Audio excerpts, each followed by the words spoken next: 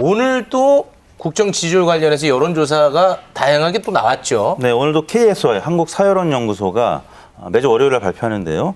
28.9%로 전주 대비 3.3%포인트 하락했습니다. 그리고 부정평가는 68.5%까지 올라서 전주 대비 4%포인트 늘었고요. 언론에서 지지율 30% 붕괴를 굉장히 비중 있게 다루더라고요. 그렇죠. 30%라는 게 네. 굉장히 중요한 기준점입니까? 그렇죠. 이게 30%의 법칙이거든요. 네, 이게 뭐죠? 그러니까 우리가 100%의 3분의 1이 33%잖아요. 네. 네. 이렇게 하면 복잡해지니까 한 자릿수 빼고 30%. 그러니까 적어도 30% 미만으로 내려간다. 그러면 국민 3분의 1 지지도 못 받는 거죠. 그렇게 되면 이렇게 되면 윤 대통령을 지지하는 사람들도 목소리를 낼 수가 없어요. 아, 3명이 모이면 1명밖에 없으니까. 그렇죠. 그러니까 우리가 이렇게 4명이 있는데 한 사람만 누구를 지지해. 배종찬 소장을 좋다 그래. 네. 그럼 정말 좋은데도 표현을 못 하거든요. 그러니까 이걸 이른바 침묵의 나선 이론. 이렇게 되기 때문에 여소야대 국면에서 국정에 더 힘들 수밖에 없는 거죠. 그런데 역대 대통령들은 이런 30%의 법칙 미만으로 내려가는 것이 임기 후반에 왔어요. 그러니까 박근혜 전 대통령도 임기 시작한 지 뭐 2, 3년 뒤에 문재인 전 대통령도 마찬가지. 문재인 전 대통령은 20%대가 언제 왔어요? 언제 아세요? 5년 차. 4년 차, 5년 그때가 차 그때 아닙니까? 지난해입니다. 지난해 LH 사태가 왔을 때. 그때 직후에 이런 상황이었는데 또 이명박 전 대통령의 경우에는 강우병이라고 하는 대형 악재가 있었잖아요. 첫 해에 왔죠. 그렇죠. 네. 명박산성. 네. 근데 지금 윤석열 대통령은 특별하게 임기 3달도 안 됐는데 수숙 빠지고 있는 것이 빠르기도 빠르거니와 특별한 외부의 대형 악재가 없는 가운데 상당히 역대 대통령과 비교할 때 특이하다라고 볼 수가 있다. 시기도 빠르고 특정 사건도 없는 것이 굉장히 특이하다. 그렇죠. 네. 근데 이제 대통령 부정평가가 60%를 넘게 되면은 쟁점 이슈들 있잖아요. 가령 만 5세 입학 연령 네. 이 문제나 아니면 경찰국 신설 관련해서 여론사를 개별적으로 했을 때 부정적인 여론이 60%를 넘게 되면 이게 국정 동력을 받기가 어렵습니다. 그렇습니다. 입법부에서도 그렇고 행정부에서도 그렇고 그렇기 때문에 긍정평가가 40% 이상 되어야 부정평가가 또 50%대로 떨어지거나 40%가 되는 것이기 때문에 그래서 대통령 국정수행 평가가 매우 중요하다. 여론조사에서 부정평가 중에서도 강한 부정평가가 네. 약한 부정평가보다 훨씬 많더라고요. 그렇습니다. 원래 집권 예. 초에는 대체로 잘 못한다가 좀 더 많은데 지금 윤석열 대통령의 경우에는 매우 잘못한다라는 의견이 50%를 이미 넘어섰어요. 그러니까 전체 부정평가 60%대에서 거의 한 8, 90%가 매우 잘못한다라는 네. 부정평가이기 때문에 그 부분이 좀 심각한 그러니까 문제가 이제 있겠습니다. 지역 기반인 지역에서의 반응도 다른 거죠. 대선에서 정권 교체가 됐을 때는 윤석열 대통령을 향해서 TK 지역에서 와이리 존노 이랬단 말이에요. 네. 근데 지금은 지역 민심을 살펴보면 와이라는 와 완전히 이 뉘앙스 자체도 네. 반응도 엄격한 차이가 있다고 볼 수가 있네요. 네네. 그 개그는 계속 하실 거죠? 아니 웃을 거면 웃으세요. 네네. 네, 알겠습니다. 빅데이터를 준비했습니다. 네네네. 야심차게. 네. 윤석열 대통령의 연관어가 뭐냐? 긍정 연관어와 부정 감성 연관어를 구분을 해봤어요. 근데 긍정 연관어는 조용하다, 지지하다, 그냥 일반적이야.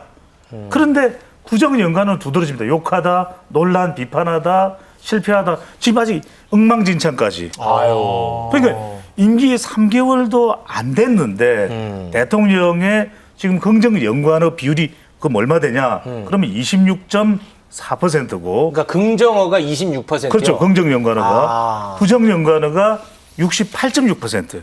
지지율하고 비슷하네요. 그러니까요. 아니, 오늘 그 네. 한국사회여론연구소 긍정 부정 조사랑 거의 딱 맞아 떨어지는 거예요. 그래서 이 빅데이터가 중요하다. 그러니까 여론조사 못 믿을 것이 아니고 네. 빅데이터는 못 믿어서는 안 되는 것이고 그러니까 지금은 바닥의 정서가 그렇다라는 것을 대통령도 대통령실도 네. 그리고 국민의힘도 알 필요가 있는 거죠. 네. 근데 이게 국면마다의 포인트가 또 따로 있는 거잖아요. 그렇습니다. 지금 윤 대통령이 취임한 지 84일 됐습니다. 한 2달 이제 지나서 3달 가까이 되고 있는데 한 달 되기 전부터 이 하락세가 이제 시작이 됐는데요. 최근 이제 2달 동안에 무슨 일이 있었냐면 기억하시겠습니다만 나토 방문 때 사적 수행 논란이 일단 네. 있었고요. 그다음에는 교육부 장관이 이제 음주운전 전력도 있었는데 일단 뭐 강행을 했습니다. 네. 임명을 강행을 했는데 이때 이제 지지율이 뭐 데드 크로스도 나오고 이런 상황에서 도어스태핑에서 전 정권에서 그렇게 훌륭한 사람 봤냐 뭐 이런 발언들 약간 조금 반감을 좀 유발시켰던 것 같고요. 네. 또 지지율이 데드 크로스가 나오니까 지지율 뭐 의미가 있느냐 뭐 이런 발언도 했습니다. 그리고 결정적으로는 이제 7월 초에 이준석 당대표가 징계가 있었고요.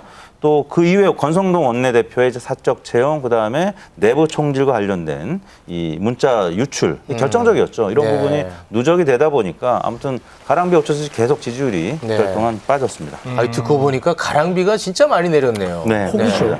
이게 가랑비가 모이면 폭우가 돼요. 아. 그러니까 오죽했으면 아니 윤석열 대통령도 야심차게 한 게 있겠죠. 네. 그런데 지지율이 워낙 안 좋다 보니까 윤석열 대통령 뭐 잘한 것 중에서 임기 아직 3달 안 됐지만 네. 기억나는 게 뭐야 그랬더니 휴가예요. 이렇게 이야기를 한다는 거예요. 근데 이제 가랑비에 옷 젖는다 네네. 표현하셨는데 빗줄기가 점점 굵어지고 있다는 느낌도 한편으로는 들긴 들거든요. 그렇습니다. 예, 사실은 결정적인 국면이 바로 지난주에 있었잖아요. 문자 파동이 나오기 전까지만 해도 그렇죠. 윤석열 대통령이 도어스태핑에서 이준석 대표의 징계와 관련해서 굉장히 거리를 두는 발언들이 나왔었거든요. 그럼요. 그런데 이제 문자로 우리가 잘못 알고 있었는 거 아닌가? 이렇게 지금 사람들이 받아들인 것 같아요.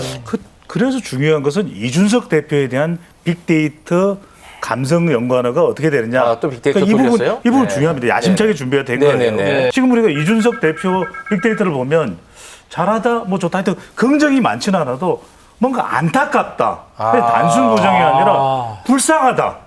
그리고 사자성어가 요즘에 대세인데 토사구팽이 나왔거든요. 아. 이건 뭐 쓰기도 어려운 한자예요. 근데 연민, 측은지심 이런 게 반영된. 그러니까요. 빅데이터에서 봤듯이 이제는 어느 순간 대통령의 문자까지 공개되고 난 이후에는 이준석 대표에 대한 비호감도 물론 있습니다. 네. 또 혐의에 대한 부분도 있고. 그런데 어느 순간 이 징계와 관련된 부분 또 당내에서 이준석 대표에 대한 생각들을 보면은 네. 이런 부분에 대해서는 동정 여론이 있는 거죠. 네네. 네. 정치인한테 가장 큰 자산이 이 동정표거든요. 그렇죠. 네. 맞아요. 지금 이 상황이 어떻게 진행될지 그냥 볼 수밖에 없는데 배추도사, 무도사. 윤 대통령 지지율 어떻게 될까요?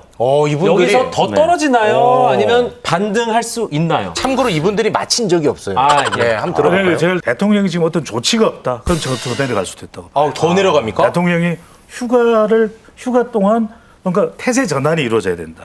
근데 지금 나오고 있는 보도를 보잖아요. 네. 쇄신은 없다라고 선을 긋고 있습니다. 그러면 안 되죠. 그거 안 되겠네요. 그러면 분골 쇄신해야죠. 네.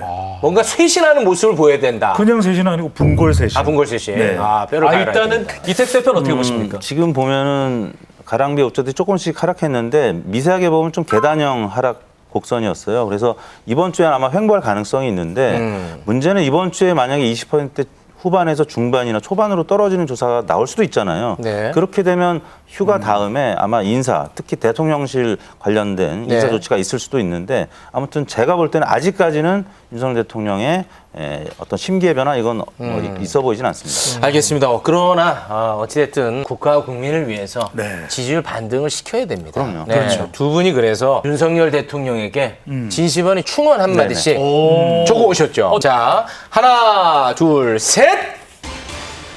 자, 윤석열 대통령에게 드리는 충원. 손에 이택 대표는? 피를 묻히지 마라. 예. 그리고 배종찬 소장 경미. 경미하잖아요. 자, 지금 국정 운영이라는 것이 엄중하거든요. 이 경미는 뭐냐? 경제로 경, 미래로 미.